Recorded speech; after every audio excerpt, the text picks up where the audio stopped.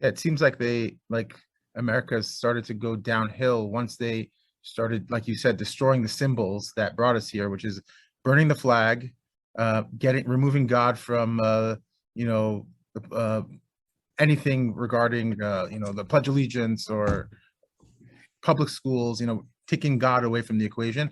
That's kind of setting the tone for where we're headed.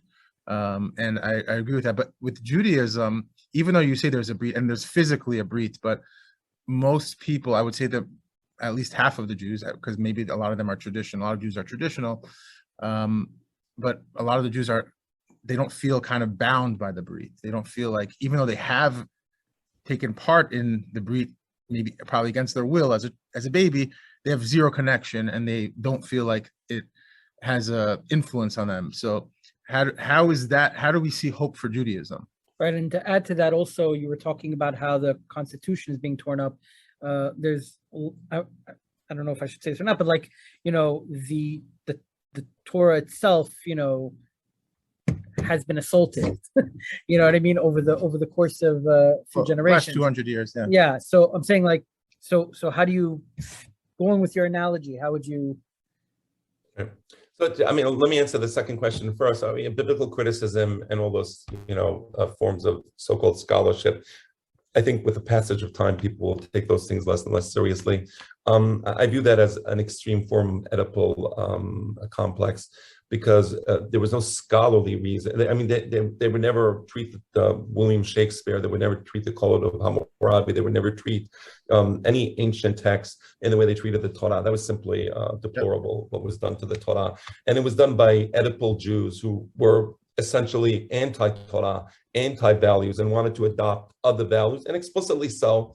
It continues till today, but with archaeological discoveries and amazing archaeological discoveries in Israel, it's becoming more and more ludicrous for people to continue to talk about biblical criticism. Honestly, it's become really just silly, and at some point, perhaps the biblical critics may wish to help themselves, avail themselves of different therapeutics, because biblical criticism is not going to be taken seriously for too long. So, if they want to leave Judaism, that's fine, and do other things with their time, that's fine. But I personally don't take biblical criticism seriously. I rarely speak in a derisive tone about anybody or anything, but the one exception I make is with respect to biblical critics, because I see what they're doing. It's so pernicious and unscholarly, and it has such a clear agenda. Sure. And it flies in the face of 50 years of archaeological discoveries. Each single discovery, every one, debunks everything that biblical critics told us. So just, I don't even, it's like, prove to me that the earth is not flat. I'm not going to get into that conversation. It's not necessary. Now, to the first point, I know that as a Jew, things often seem dark, and, where do we come from here? The fact is that we do read the Torah every week in Knis. We do read it 3 times a week in Knis. When the Torah comes out, everybody stands up from the Torah and everybody throws kisses to the Torah. We have that foundation. We have the reverence and the awe from the Torah, although the Torah is, perhaps people don't understand what it is, but it's still there. And the pasuk says, "V'nesach Yisrael lo yishaker." The hope of Israel will never falter. The Hachamim talk about Yemot HaMashiach, and they talk about She'erit Yisrael, and I think it's a wonderful idea. What is She'erit Yisrael? My father explained this to me. If you're a bread baker, if you like making baguettes, and one of the most important things is the type of yeast you use, and the type of yeast you use will affect how the dough rises and the taste in the dough. Obviously, you need to have good flour, right?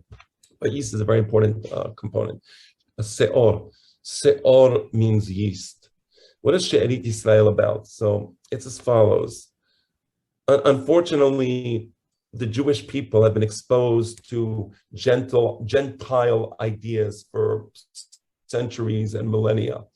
And as a result, we're kind of in a dormant state, right? I believe, and the idea of She'erit Yisrael is that one day the Se'or will come, the yeast will come, and it will reactivate the dough, and the dough will begin to grow, and it will grow in accordance with the particular qualities of the yeast. We just need that Se'or there. So She'erit Yisrael, there are the few Hachamim, the few people who understand the Emet. It's just a question of getting the Emet out there to people. I found this, as a rabbi, I speak to people. People are not so observant, and when I present Judaism to them, they actually are happy. I'm so happy you They brought. actually are happy, and they, huh?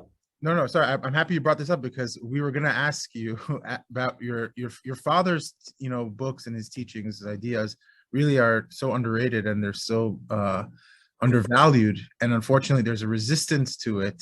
But we feel like, it's unfortunate. There's like, this can't be used as a tool for kiruv. This can't be used as a tool to bring people closer because most people who actually, allow themselves to read it and without feeling any biases towards it will actually appreciate what it's coming to teach them, and you can't deny what your father was teaching. So how do we make something like this more, I guess, mainstream and more acceptable to the masses? Yeah, I don't know. That's a very good question. I don't know. I think that ultimately we're going to have a core of people, teachers, who teach the new generation in accordance with these ideas, and I don't say these new ideas, they're not new ideas. These are actually, this is it. This is the Torah. This is an explanation of what the Berit is. It's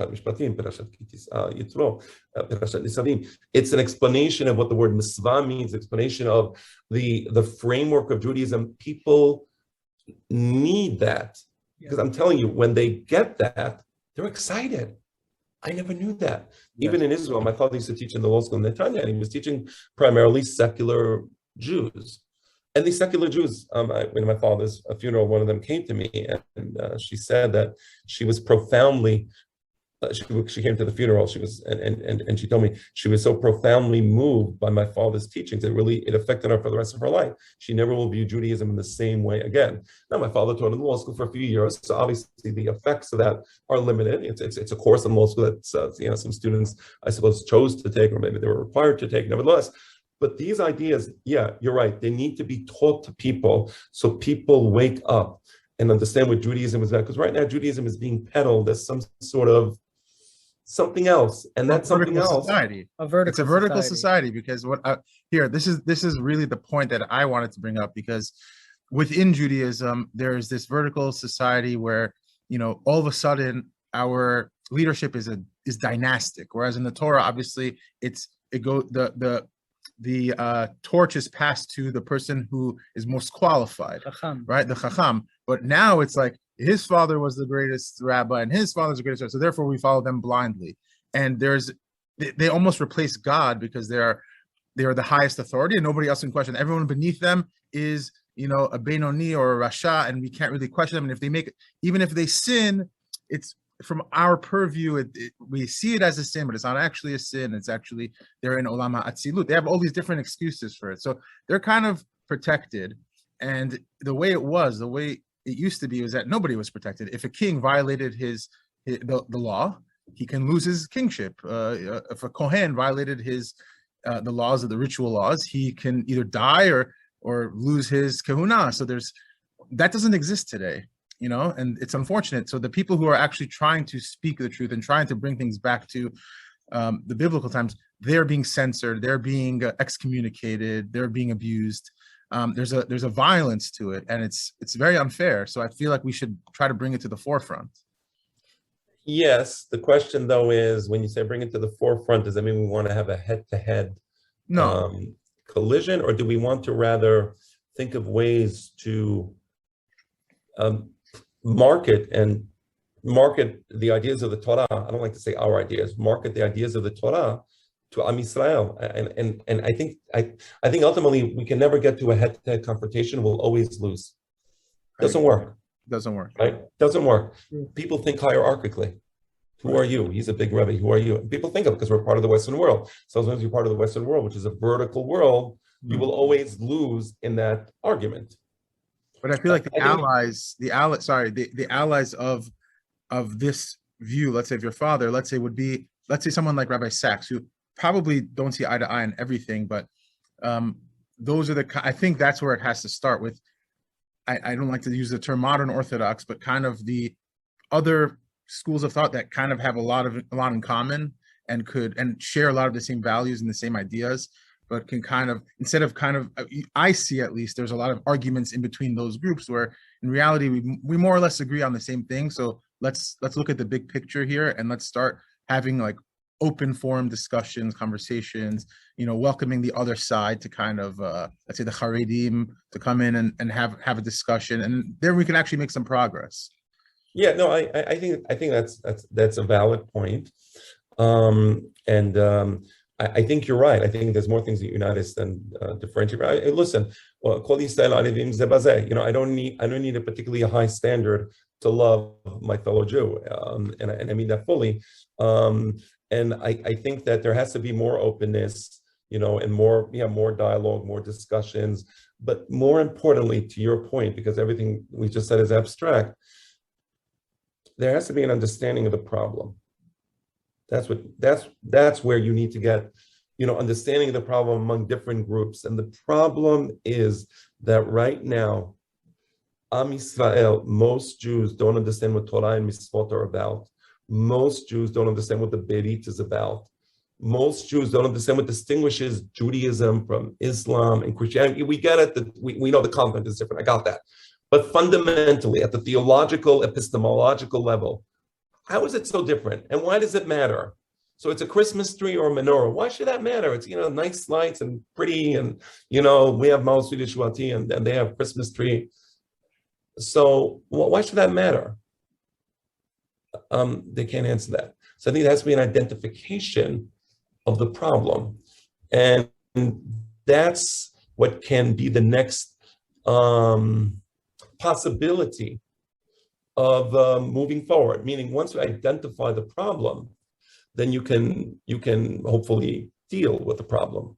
Right. And I think with the age of information, being the internet and everything, there's so much exposure to ideas. There's also a lot of, it's very easy to get lost in the fake news kind of within Judaism, but there's there's access to articles that and history that we've never seen before. So I think that's on our side because, I think in this day and age, people are understanding that Judaism is a chokhmah, and there's wisdom beyond just the surface level magical thinking that you see from, let's say, a big contingent of Jews.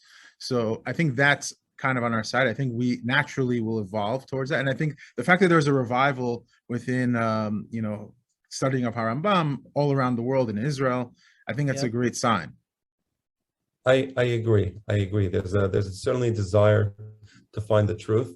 And we know that and not to become too messianic, but we know that the Nevi'im tell us as we get closer to Yemot HaMashiach that people are going to be seeking out the truth, and I believe in it. I don't have any doubt. I don't have any doubt that we will come to the point where the truth is out there and people have access to it, and people are touched by the truth, because there's nothing more compelling than the truth. Once you understand it, you don't want to go back to the dark ages. Yep. Absolutely. Yep. And as a final question, Harambam stresses that eradicating avodah zarah is on par with observing all the mitzvot. The average person sees idolatry as outdated and arcane, no longer relevant, something humanity has already overcome. Yet, the Rambam treats it as if it's more prevalent than ever before. Can you define what idolatry truly is? And can you give some examples of how it's still a major problem and what we can do to combat it? Right. I mean, so what I like to do is to explain what avodah zarah is. There's a lot to say. There's different things to say. At the fundamental level, avodah zarah means avodah shehi zarah. It means to worship God in a way that he did not prescribe to be worshipped.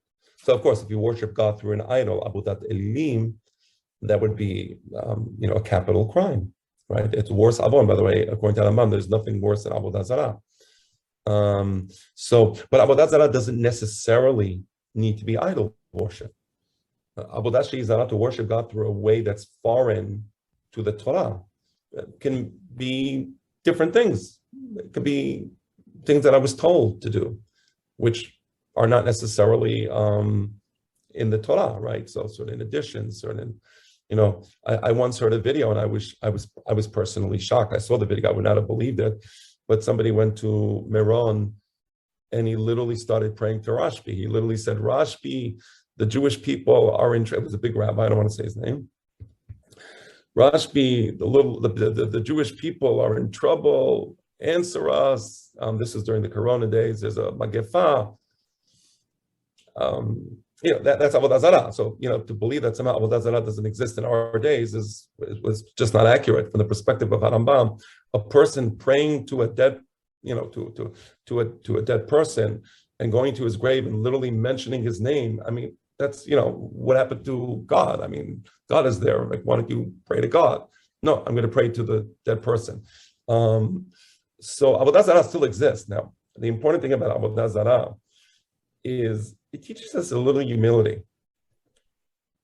What gives me the right to approach God and to speak to him and to praise him even? I mean, really, who the heck am I with my limited brain to say, Ha'el Gadol Gibol Ve'Hanora? I mean, do I know that this is what God would want or expect of me? That's kind of an arrogant, audacious thing to do, right? Well, the answer is no, it's not audacious at all, because the Pasuk says, right? Right? So Hashem tells us, yeah, I do expect you to. And the Chachamim tell us, you use a formula that Moshe Rabbeinu used, and other things. So it's not audacious in so much as has been told to do that. So I'll do it. Not doing it would be audacious. But then if I decide to do something else, do I have the right now to go to God and say, in the days of the Mashiach, there's going to be no more korbanot. No, I shouldn't have korbanot because, I don't like it. I'm a vegan. Is that the right approach?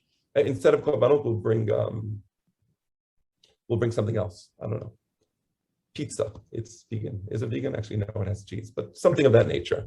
So the answer is no. That would be audacious of me to say that, because I would be basically taking my own proclivities and imposing them upon God and deciding this is how I'm going to worship God.